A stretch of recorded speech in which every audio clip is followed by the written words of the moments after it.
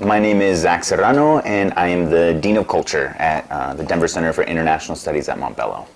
Big sort of picture, we want to shift the culture of the school, to rebuild that sense of identity with our students and getting them connected to the school in different ways. And so what I really appreciate about Emden's theory of reality pedagogy is that it's more about the establishment of that socio-emotional connection to the space of schools and reorienting students' relationships to the place of learning, because for so often they've been,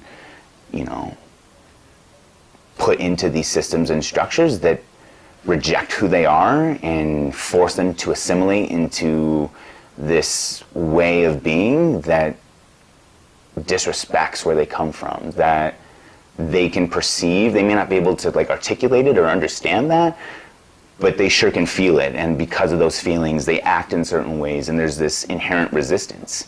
And so we struggle with students to get beyond that resistance. And I think if I were to say what are we trying to do, it's